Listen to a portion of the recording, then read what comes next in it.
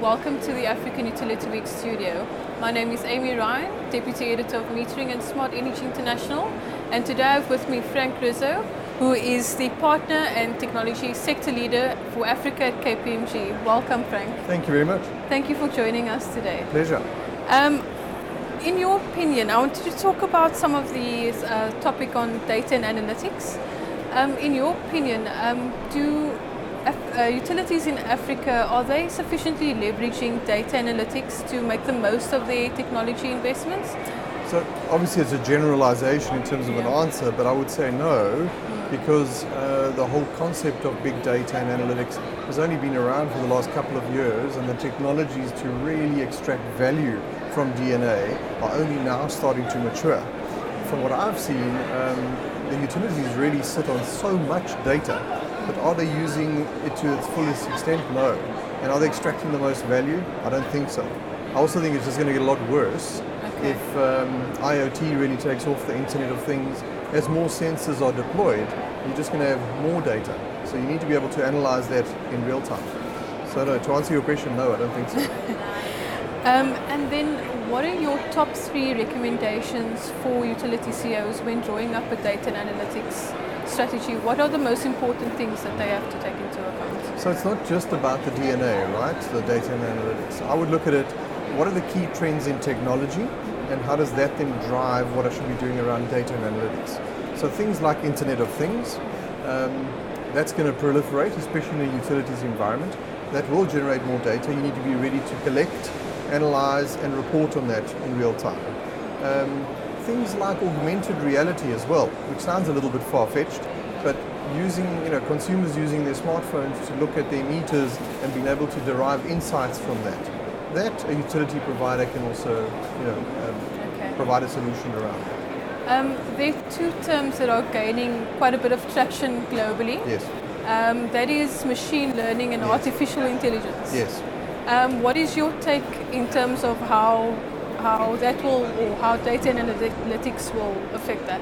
Okay, so that is growing at an unbelievable pace, and it's, from my point of view, it's moved out of the realm of science fiction into becoming a reality, especially the machine learning component. So, it sounds very fancy and rocket science, but it's algorithms really that can be trained and learn from the data that you have. Now, moving into artificial intelligence, it gets one step further, where the machine is starting to make decisions for you. So coming back to utilities, absolutely there's an opportunity there.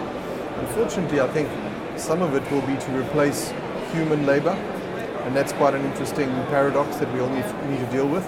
But if you put a machine in and you train it well enough and it can start making decisions, it won't make mistakes. Whereas with humans, unfortunately, there's always human error that comes into it. So I think we're at an early stage with that, but it will certainly grow. Okay. And specifically within the African context, where do you see that going, and how far do you think it will take for artificial intelligence or machine learning solutions to be commercialized? So it's funny because one would think that it's going to take much longer because we're in Africa, right? My view, looking at generally from a technology perspective, is that Africa, and again I'm generalizing, you have an opportunity to leapfrog, because so many other Western economies are so invested in legacy technology. We don't have that. Now, we need some technology, but we can actually put some of the newest technology in and leapfrog some of the competition, let's say, around the world, because we're not sort of tied down to 20-year-old systems. Yeah, okay. And then how do you think utilities can prevent overspending on technology?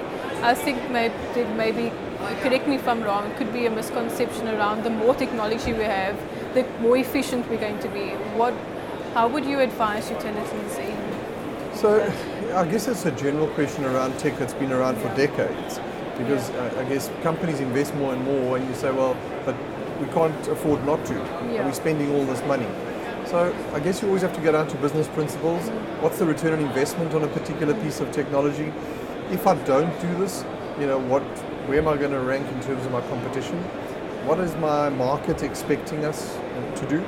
And it's really applying those economic principles, right? This technology is going to be expensive.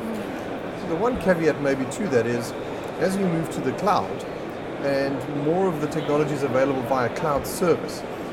I think, my view, what's going to happen with utilities is there's less investment in hardware and more buying services from cloud providers that are very specific and narrow to what I'm trying to do. Yeah.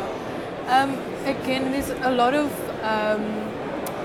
talk or kind of solutions in the market that are offered as a service. Yes.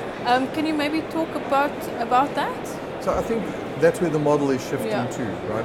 I think you're seeing more and more niche service providers, and I mean in this exhibition you're seeing so many of these exhibitors offering those services, Yes. right?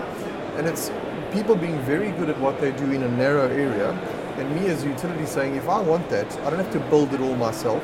I don't have to hire people, build hardware and technology and software, etc. I can just buy that as a service. So it shifts the model from a capex to OPEX, right? Yeah. That, to answer your previous question, should give a CFO at a utility much more control, or the ability to control the expenditure.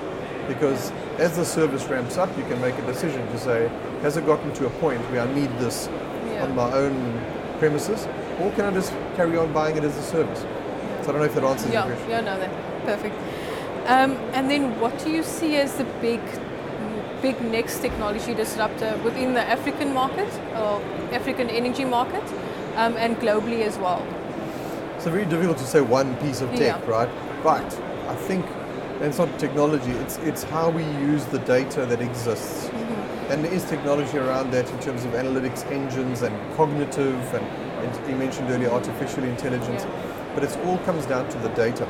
So my advice to a lot of utilities would be, make sure that the data you have, the quality is at the right standard, the integrity is good, because that is going to be your gold of the future, is understanding how your country's demand moves, how you can start diverting power, based on smart grids, how you can use smart meters to start distributing and pricing in a different way, but on the fly.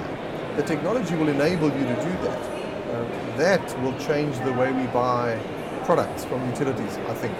Okay.